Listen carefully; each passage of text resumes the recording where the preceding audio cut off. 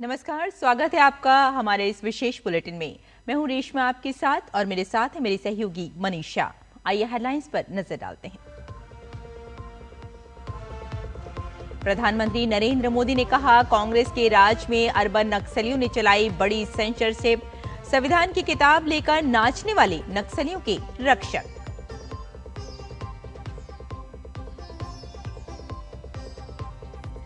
भगोड़े हीरा व्यापारी मेहुल चोकसी की होगी भारत वापसी। बेल्जियम की एक अदालत ने प्रत्यार्पण के खिलाफ चोकसी की अपील को किया खारिज।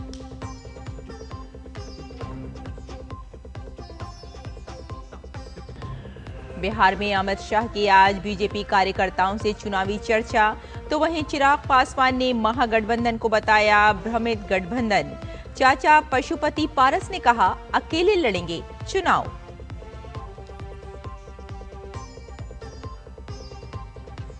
लखनऊ में तैयार ब्रह्मोस मिसाइल की पहली खेप आज देश को समर्पित करेंगे रक्षा मंत्री राजनाथ सिंह। दुनिया की सबसे तेज सुपरसोनिक क्रूज मिसाइल है ब्रह्मोस।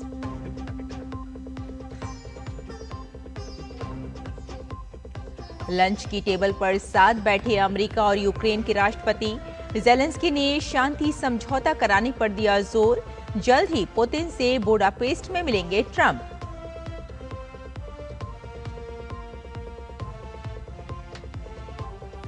और आज धनतेरस के साथ शुरू हुआ दिवाली का पर्व। बाजारों में छाई रौनक। जीएसटी रिफॉर्म्स के बाद लोगों ने खरीदारी के लिए बनाए कई प्लान।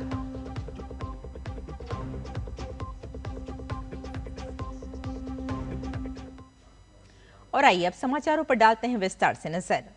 प्रधानमंत्री नरेंद्र मोदी ने माओवाद पर खुलकर बात की। एनडीटीवी वर्ल्ड समिट में पीएम ने नक्सलवाद को माओवादी आतंक बताया और कहा कि कांग्रेस के शासन में अर्बन नक्सलियों ने बड़ी सेंसरशिप चलाई। पीएम ने कहा कि एक समय में देश का करीब हर बड़ा राज्य नक्सली हिंसा और माओवादी आतंक की चपेट में था और उस रेड कॉरिडोर में संविधान का कोई नाम लेने वाला नहीं था। पीएम ने कहा कि जो लोग माथे पर संविधान की किताब लिखकर नाचते हैं, वे आज भी इन माओवादी आतंकियों की रक्षा में दिन रात लगा देते हैं। उन्होंने कहा कि 2014 के बाद उनकी सरकार ने भटके हुए नौजवानों को मुख्यधारा में लाने का प्रयास किया। 11 वर्ष पहले तक देश के 125 से ज्यादा जिले माओवादी आतंक से प्रभावित थे, लेकिन अब ये संख्या सिर्फ 11 जिलों तक सिमट गई है और उसमें भी अब सिर्फ 3 जिले ही ऐसे बचे हैं जो सबसे अधिक माओवादी आतंक की चपेट में हैं।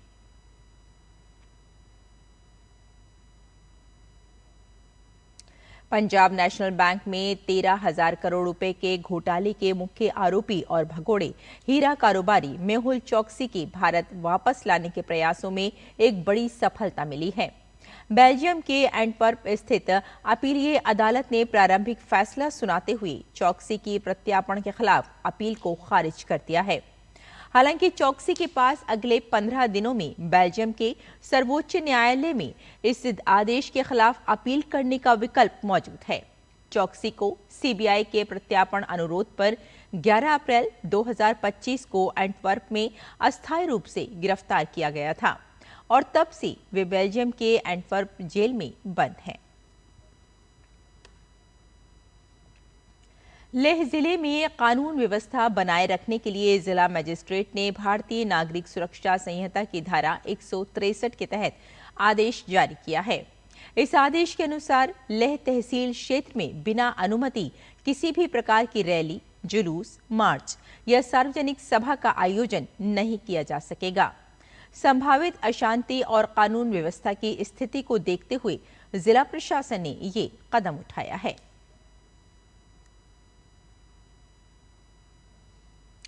अमित शाह के बिहार दौरे का आज तीसरा दिन है।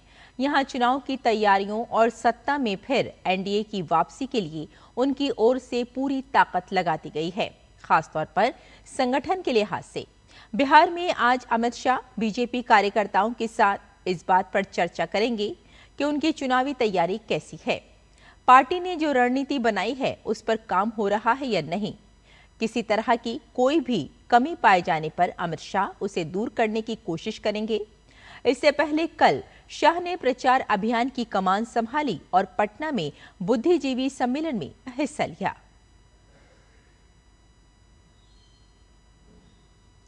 बिहार विधानसभा चुनाव में सीट बंटवारे को लेकर महागठबंधन के दल अब भी माथापच्ची में लगे हुए हैं, जिसे लेकर एनडीए अब महागठबंधन दलों पर हमलावर हो गई है। लोक जनशक्ति पार्टी रामविलास के अध्यक्ष चिराग पासवान ने कहा कि महागठबंधन एक भ्रमित गठबंधन है। उन्होंने कहा कि एनडीए में सीट और प्रत्याशियों को लेकर कोई असमंजस नहीं है। हम मुख्यमंत्री नीतीश कुमार की अगुवाई में चुनाव लड़ेंगे।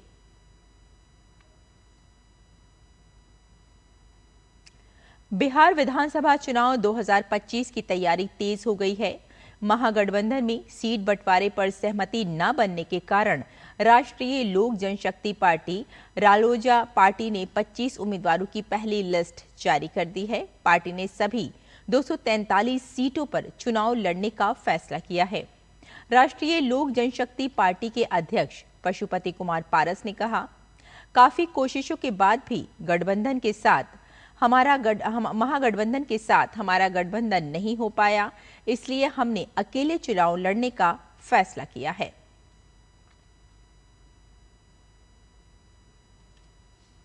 रक्षा मंत्री राजनाथ सिंह और उत्तर प्रदेश के मुख्यमंत्री योगी आदित्यनाथ आज लखनऊ में ब्रह्मोस एरोस्पेस इकाई में निर्मित ब्रह्मोस मिसाइलों की पहली खेप को हरी झंडी दिखाकर रवाना करेंगे। लखनऊ की ब्रह्मोस इकाई उत्तर प्रदेश रक्षा गलियारे का ऐसा पहला केंद्र है जहां मिसाइल प्रणाली निर्माण से लेकर अंतिम परीक्षण तक की पूरी प्रक्रिया देश में ही की जाती है। समारोह के दौरान रक्षा मंत्री और मुख्यमंत्री बूस्टर भवन का उद्घाटन करेंगे और बूस्टर डॉकिंग प्रक्रिया भी देखेंगे। एयरफ्रेम और एवियोनिक्स प्रणाली, वारहेड बिल्डिंग में प्री डिस्पैच इंस्पेक्शन और ब्रह्मोस सिम्युलेटर पर प्रेजेंटेशन भी दिया जाएगा। और अमेरिकी राष्ट्रपति डोनाल्ड ट्रंप ने व्हाइट हाउस में यूक्रेनी राष्ट्रपति वोलोडिमिर ज़ेलेंस्की से मुलाकात की। उनके साथ उपराष्ट्रपति जेडी वेंस और विदेश मंत्री मार्को रूबियो भी मौजूद थे।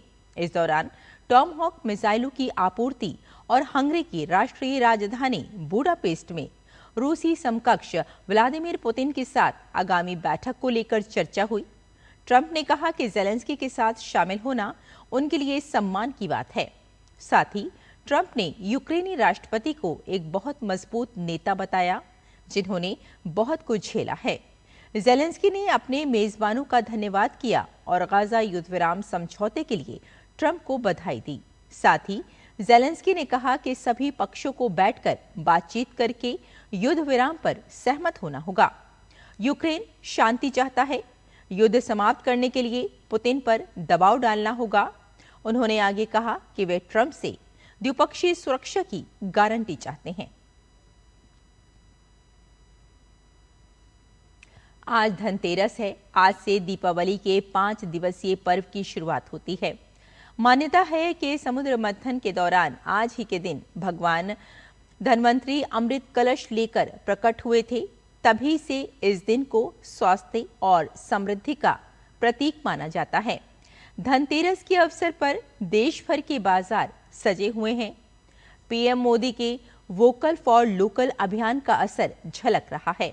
इस बार स्वदेशी चीजें लोगों की खास पसंद बन रही हैं। इनमें मिट्टी के दिए, पीतल और कांसे के देसी बर्तन, स्थानीय कारीगरों के बनाए सजावटी सामान और हस्त निर्मित उपहार शामिल हैं।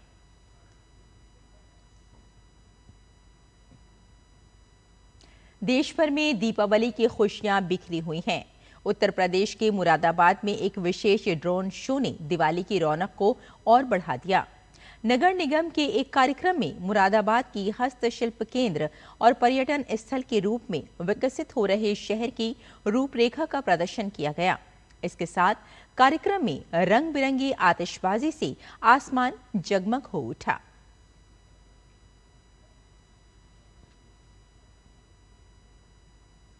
और भारत का गोल्ड रिजर्व पहली बार बढ़कर 100 अरब डॉलर के पार पहुंच गया है। गोल्ड रिजर्व में ये बढ़ोतरी सोने की कीमतों में तेजी के बाद आई है। भारतीय रिजर्व बैंक के मुताबिक 10 अक्टूबर को खत्म हुए हफ्ते में भारत का गोल्ड रिजर्व 102.36 अरब डॉलर रहा। अब भारत के विदेशी मुद्रा भंडार में गोल्ड रिजर्व की हिस्सेदारी 14.7% हो गई, जो कि कई दशकों का उच्चतम स्तर है। बीते एक दशक में ही देश के विदेशी मुद्रा भंडार में गोल्ड की हिस्सेदारी दोगुनी हुई है।